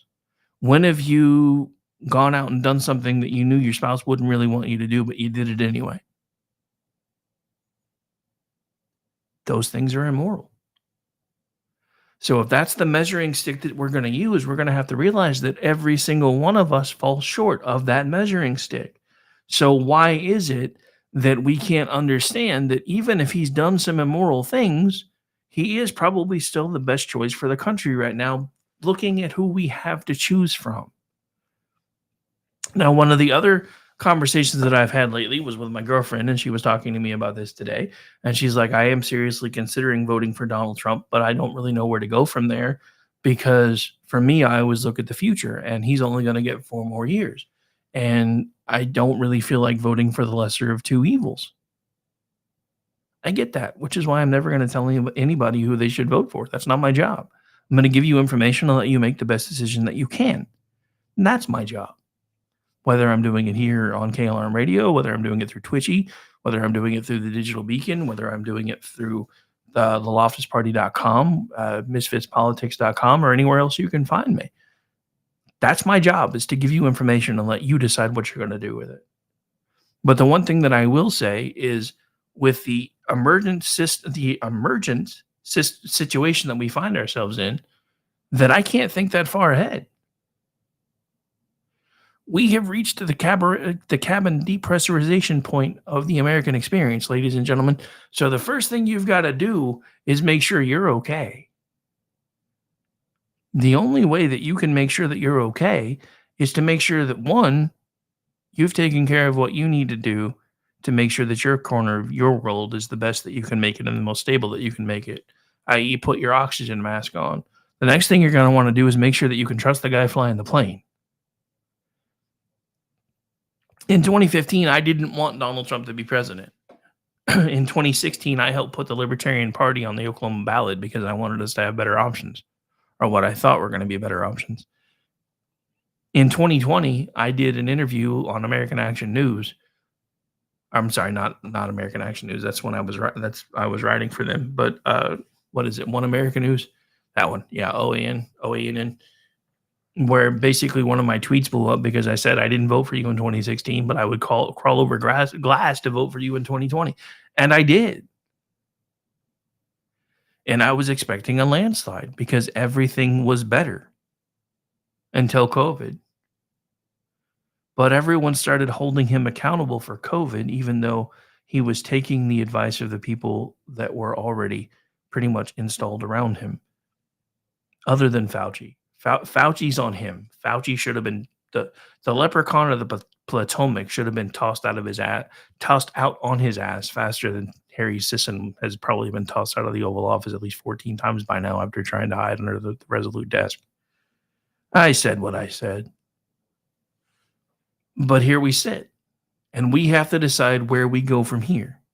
So where I'm at is we got to make sure the country's okay first. I've done everything I can to shore up my part of it. Now I got to start looking at everybody else. And right now, we cannot survive 4 more years in the fashion that we're looking at everything right now. We just can't. There's no way. So that's my spiel as we get ready to go to break. You guys have to decide who you're going to vote for. It is always and forever going to be your decision. I will never tell you who to vote for. That's not my job. I will try to do everything that I can to give you as much information as I can to make sure that you can make an informed decision, because that is, in fact, my job. All right, so we're going to take what will probably wind up being the last break of the show. We completely blew through the whole monologue break, and I forgot to do something at the top of the hour because I'm doing all kinds of new stuff. But anyway, so we're going to take a quick break. When we come back, we've got one other segment coming at you.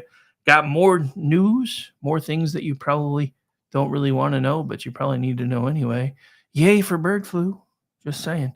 All right, you're listening to The Rick Robinson Show. We are live on KLRNRadio.com.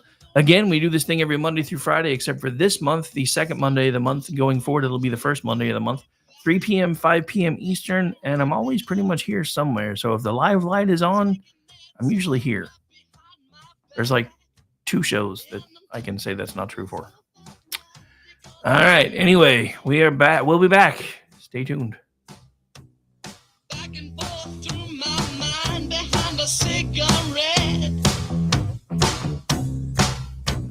a message coming from my eyes says leave it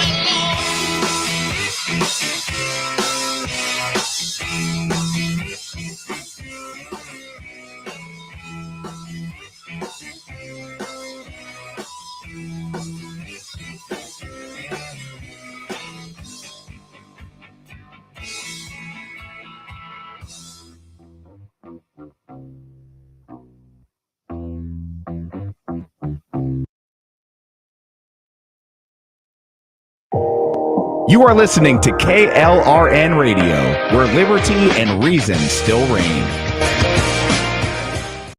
Hi, everyone. This is JJ, the co-founder of Good Pods. If you haven't heard of it yet, Good Pods is like Goodreads or Instagram, but for podcasts. It's new, it's social, it's different, and it's growing really fast. There are more than 2 million podcasts, and we know that it is impossible to figure out what to listen to. On Good Pods, you follow your friends and podcasters to see what they like. That is the #1 way to discover new shows and episodes. You can find Good Pods on the web or download the app. Happy listening. KLRN Radio has advertising rates available. We have rates to fit almost any budget. Contact us at advertising@klrnradio.com.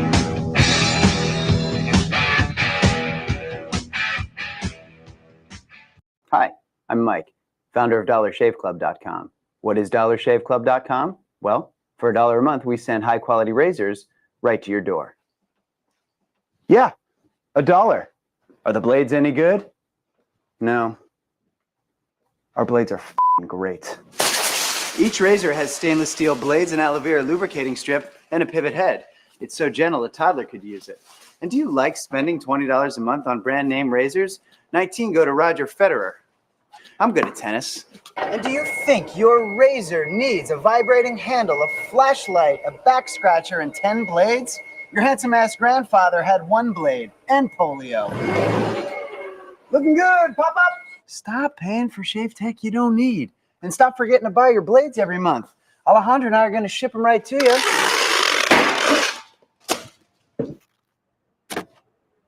We're not just selling razors, we're also making new jobs. Alejandra, what were you doing last month? Not working. What are you doing now? Working. I'm no Vanderbilt, but this train makes hay. So stop forgetting to buy your blades every month and start deciding where you're going to stack all those dollar bills I'm saving you. We are DollarShaveClub.com, and the party is on. I know karate, I know jiu-jitsu, I drive like a gangster when I'm coming to see you, see you, see you, see you. Celebrity designer Jeff Lewis is back with Hollywood House Lift. I'm excited to be working with new clients. I'm not getting rid of that. I hope I never see you both again. An all-new season. Those have to go. That has to go. From oh, wow, It's been an actual nightmare. to oh, wow. This is such an upgrade. With celebrities like Josh Duhamel, Christina Ricci, and Gina Rodriguez. Dazzle me, Jeff. It looks like Chuck E. Cheese.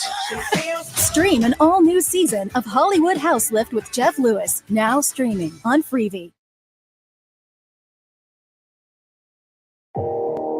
I am Conor McGregor, multiple weight MMA champion.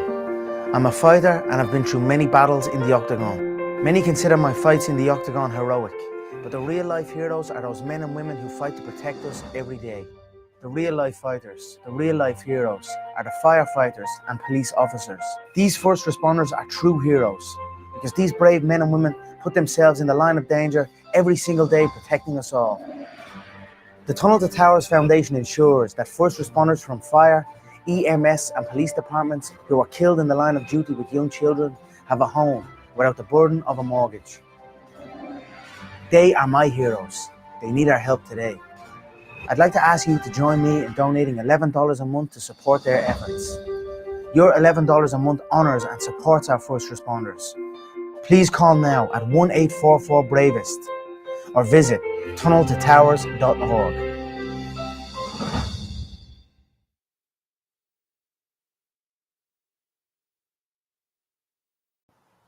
The following program contains coarse language and adult themes. Listener discretion is advised.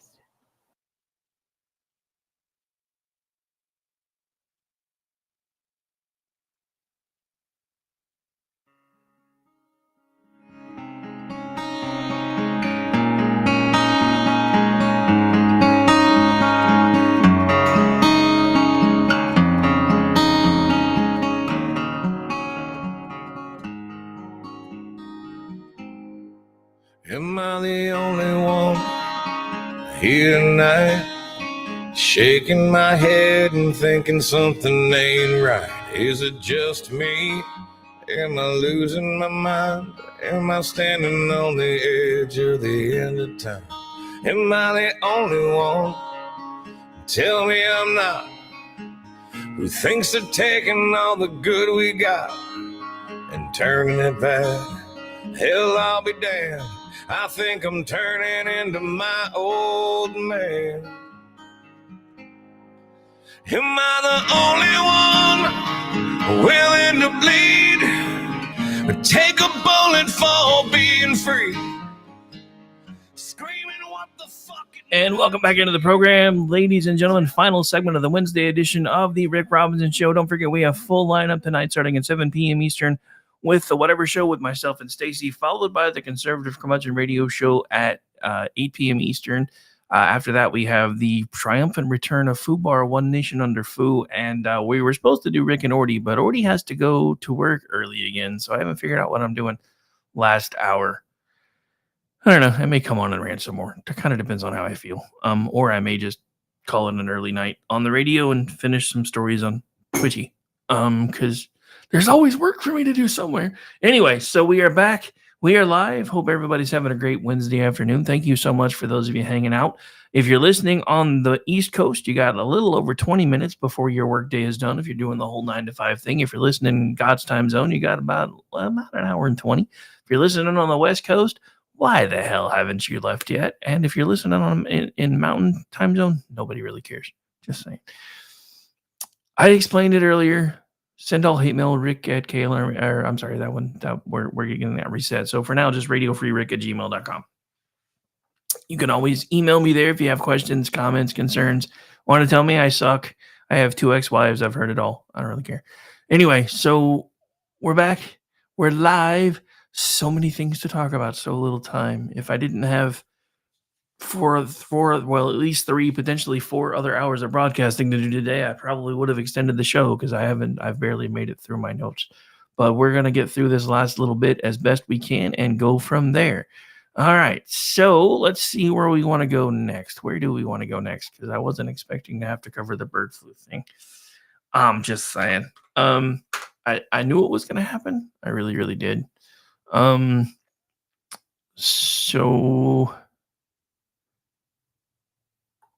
well, this is new. This has actually just come out, like about an hour ago. PJ Media, Matt Margolis, House recommends criminal charges for Hunter and James Biden. On Wednesday, the House Oversight, Judiciary, and Ways and Means Committees formally sent criminal referrals to the Department of Justice urging federal charges against Hunter Biden and James Biden, the son and brother of Joe Biden. The referrals stem from false statements they made to Congress during the House Republican impeachment inquiry. In a letter addressed to Attorney General Merrick Garland and Special Counsel David Weiss, the committee cited a transcribed interview with James Biden on February 21st and a deposition with Hunter Biden on February 28th as the basis for their formal request. As the attached referral shows, Hunter Biden and James Biden made... Sorry, I'm just trying to make sure I had something shut down there. As the attached referrals show, Hunter Biden and James Biden made provably false statements to the Oversight Committee and the Judiciary Committee and the key aspects of the impeachment inquiry in what appears to be a conscious effort, to hinder the investigations focused on President Joe Biden. House Oversight Chairman James Comer, Republican, Kentucky; House Judiciary Chairman Jim Jordan, Republican, Ohio; House Ways and Means Chairman Jason Smith, Republican, Missouri, wrote in their letter. Hunter Biden and James Biden made materially false statements to the Oversight Committee and Judiciary Committees as demonstrated by the evidence presented in the attached referral. The letter continued, the nature of these false statements is not lost on the committees. Every instance implicates Joe Biden's knowledge of and role in his family's influence peddling. So, again, they're telling us things that we already knew. The question is, what are they going to do about it? I mean, now that they have totally weaponized our justice system, are we going to start fighting fire with fire? I hate to say it, but I think we've reached the point where we have to. I don't like it any more than any of you do, but that's pretty much where we are. I wish we weren't. I wish we could go back to, trying to work together to save the country. I wish we could go back to trying to find common ground with one another and figuring out what works best for everyday average Americans. We don't seem to have the ability to do that anymore. Because for the left, the only time anything is considered compromise is when we cave on everything that they want. And they have proven that to us over and over and over again, yet we keep trying to come back and compromise with them again. Case in point, my very own Senator James Lankford, who tried to serve up to Joe Biden an amnesty reform program couched as a border protection bill. And I know, because I've talked to them, I have friends that do radio here locally that were like, you understand if this wasn't an election year, that every Republican would have signed off on this thing. I'm not disputing that fact, because most of the Republican leadership is stupid. They don't bother to read more than 3 or 4 pages in. You know where most of the really bad stuff was buried? So far down that even most of the news organizations didn't bother to look. I'm like citing page numbers and stuff on KFOR.com's Facebook page and everything else, and everybody's laughing at me. I'm like, you understand? Do you guys see what it said right here? That it basically says that after a certain threshold, that they're going to stop people from being able to come across the border in unsecured border anywhere other than ports of entry. Doesn't mean it's ever going to close the border. It means that once we reach a certain threshold, they're going to stop them from not coming through ports of entry. A lot of Joe Biden's executive order that he just signed was patterned off of that stuff. So the thing that I couldn't ever seem to make anybody understand, and the thing that I think we just really need to come to terms with right now, the border is never going to be secured as long as both sides have a vested interest in why it stays open. And they do. The Democrats want new voters. The Republicans want cheap labor. And Joe Biden and his family want cheap fentanyl. Do you realize if you do the research, there's like 2 degrees of Kevin Bacon between the Biden family and the fentanyl crisis? Like 2. It's not even 6. It's 2. This is what I'm trying to tell you. They have been telling everyone how bad Donald Trump is because they didn't want them to see how bad they were. It's just the truth of it. So now we have Congress appearing to try to do something. We'll see how far it goes. I am not holding my breath. And then you've got everybody coming out and saying how the Hunter Biden trial for the lying on the background check application is politically motivated. Even if it was, who cares? They brought this on themselves as soon as they started coming after him with everything that they had. It may take us longer to learn how to play their games, but when we start playing their games, they lose every single time. You want me to tell you exactly why I understand how far they have fallen as far as with their voter base, which is why they have wanted this open border the entire time? PJ Media again, Kevin Downey Jr., Dateline Today, 1:06 p.m. Sorry, 1:05 p.m. Say what? Black Panther founding member supports Donald Trump? Are you serious? David Hillard, 82, a founding member of the Black Panthers, is openly supporting Donald Trump in the 2024 election. Hillard wasn't shy about his enthusiasm for Trump, which he revealed during an interview with writer Carol Mitchell. I knew Trump when Trump was a college student in New York, and he supported the Black Panther Party, Hillard recalled. He was just getting started on his praise for Trump. Trump is a person who is a decent man, and he supported the Black Panther Party. He was someone who gave us money.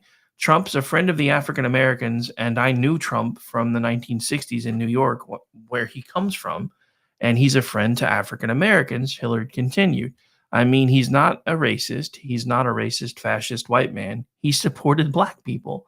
Someone should tell every screeching harpy on the left what Hillard detailed about Trump, starting with Minnesota's favorite race baiter, Rep. Ilhan Omar. Omar released this ad hoping to hear some coins drop into her campaign tip jar. And she put this out on X. If there's one thing I hate, it's that Donald Trump is a white supremacist and right-wing extremist who has spent years dehumanizing and attacking women, people of color, immigrants, the LGBT, alphabet mafia community, Muslims, and she didn't say that, I am, and countless others. Donate to my campaign to help me fight back. Blah, blah, blah. So in your opinion, now that Trump has these 34 counts of being a felon, Trump has always been part of the black community or familiarized with the black community, Mitchell queried. Hillard responded by saying that's exactly right, and even suggested Trump was being persecuted because he likes black folks. The inconvenient truth isn't the only evidence that the black community is starting to board the Trump train. Trump recently packed a park for a speech in the South Bronx to the delicious pain of boogie down wannabe Rep. Alexandria Ocasio-Cortez, or as I like to call her, the occasional Cortex. Many of the Bronxites at the rally called for AOC to stay out of the Bronx, a portion of which she represents in Washington, D.C. Numerous black celebrities have recently vocalized their support for Trump, especially from the rap hip-hop world. Sexy Red, Azealia Banks, Kodak Black, Waka Flocka Flame, and Lil Wayne have recently come out in support of Trump. Snoop Dogg admitted he had nothing but love for Trump.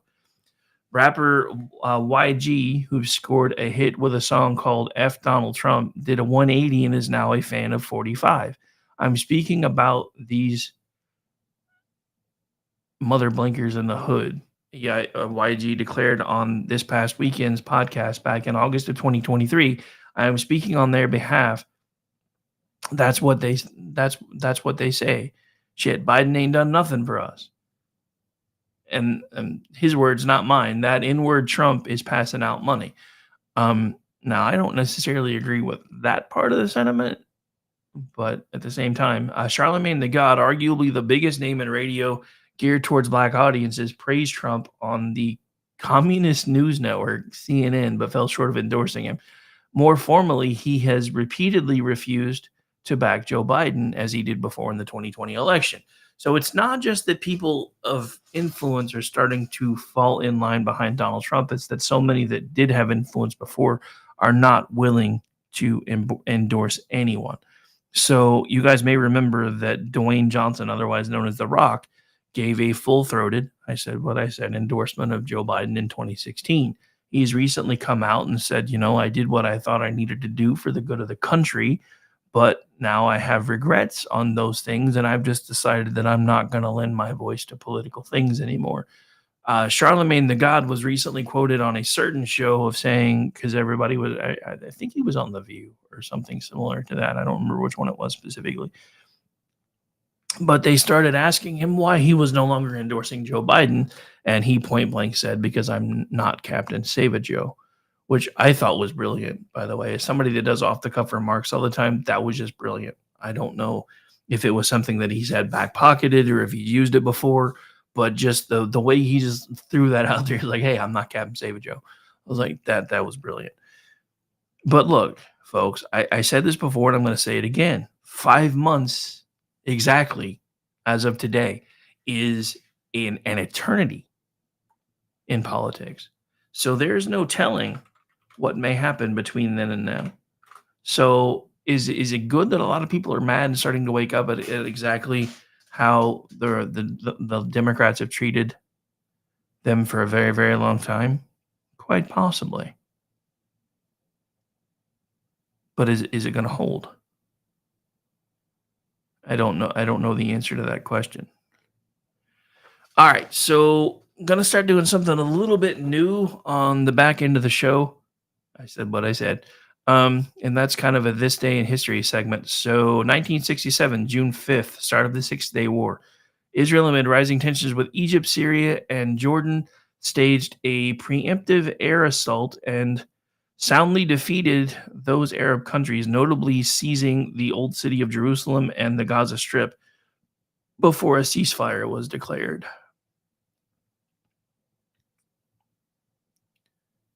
In 2004, American politician Ronald Reagan, who, as the 40th president of the United States, 1981 to 1989, became known for his conservative republicanism, his fervent anti-communism, and his appealing personal style, died at the age of 93. So that was 20 years ago today.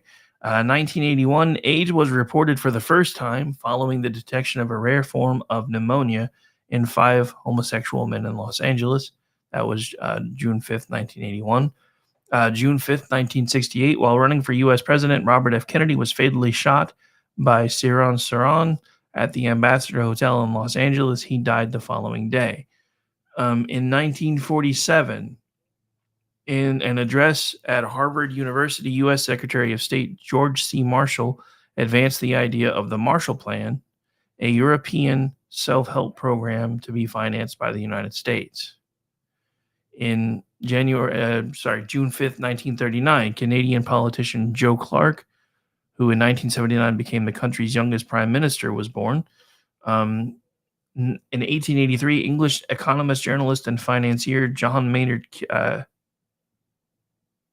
Keynes, best known for his revolutionary Keynesian economics, fuck that guy, on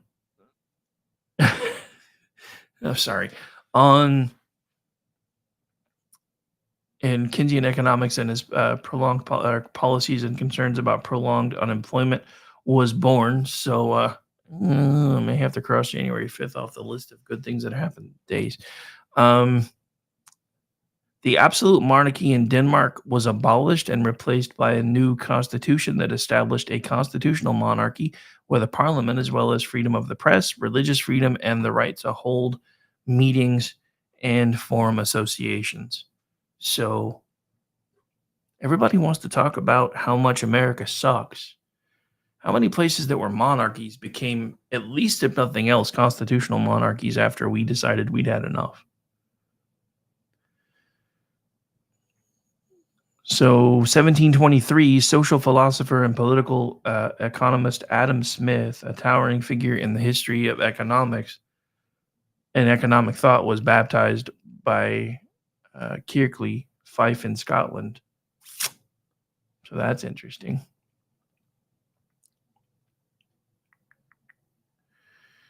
And we'll get into tomorrow's stuff tomorrow, but there will be some D-Day featured stuff for tomorrow's show on Thursday, because that's happening. Just saying. So Neil Patrick Harris was born. I didn't realize we were that close in age. So he was born June 5th, 1973. I did not know that. Mark Wahlberg was born June 5th, 1971. Laurie Anderson was born June 5th, 1947. Federico Garcia Lorca, June 5th, 1898. John Maynard. Yeah, we already talked about that guy. We're not talking about him again. Kens can suck it. Let's see. Any other prominent folks that I know? Well, Ray Bradbury. He actually died August 12th. I'm sorry. He was born August 22nd, 1920. Died June 5th, 2012. I loved Ray Bradbury growing up. Have I mentioned I'm a sci-fi nerd too? And most of you probably don't care, but I am. I absolutely love sci-fi. I was born premature, so I had a lot of medical issues, and I had to undergo a lot of physical therapy and stuff. So when I was younger, it was hard for me to get around. I overcame most of it, and then eventually life gave them back to me, which is a story for another day. But some of my most fond memories, because my dad and I really couldn't do a lot of things together at first that fathers and sons could do, we would spend, I think it was Saturdays back then, Saturdays usually watching old Star Trek reruns. And that was actually what kind of started sparking my love for sci-fi, was because it was something that my dad and I could do without my dad being frustrated. And then eventually it sparked, it led on to things like Battlestar Galactica and pretty much every bit of sci-fi known to man. I've read almost everything that I can find. Now, I did say everything that I can find, which means I haven't read everything. But I have read a lot. I've also watched pretty much every bit of sci-fi that I could come across. My all-time favorites still have to be three-way tie, Star Wars, Star Trek, and Doctor Who. Unfortunately, Star Wars and Doctor Who are starting to irritate me. Star Trek did. And then the 5th season of Discovery, I feel like they kind of redeemed themselves. And then I got to thinking about it, because I remember when I was a kid, by the end of the 2nd season of Star Trek The Next Generation, I was about ready to give up on it. And then by the 3rd season, it seemed like they really started finding their footing. And it dawned on me that they did 52 episodes before the 3rd season. And it took them, honestly, probably about the first 5 or 6 episodes inside the 3rd season to really find their footing. So by then, they'd almost had 60 in the can. Discovery just finished their 50th episode.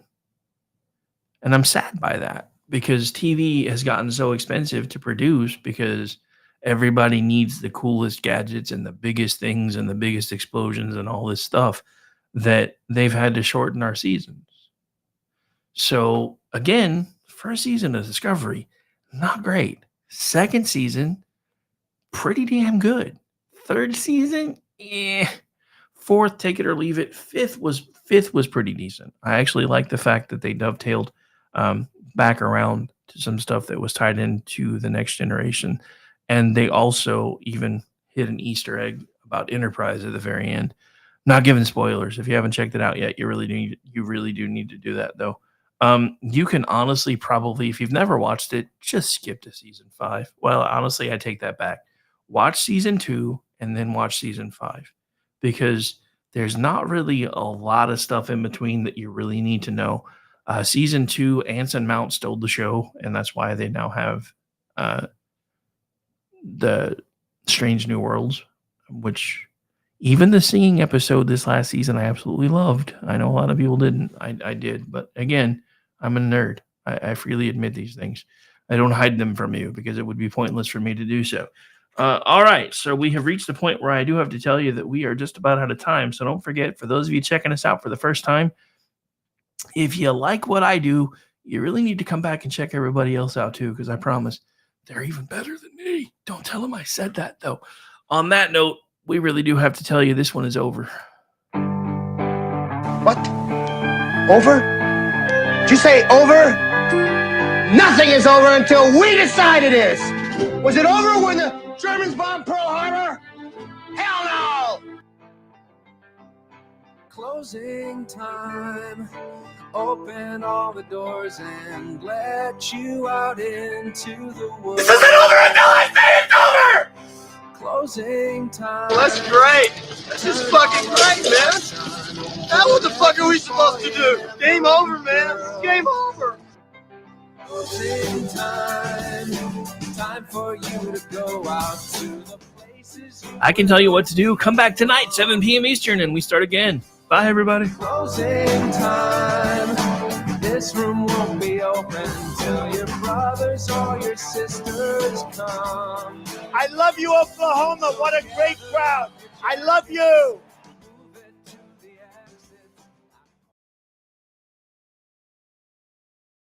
All right, folks, this concludes our broadcast. For those of you listening on Live 365 and the streams, we'll be shutting down momentarily, but thank you so much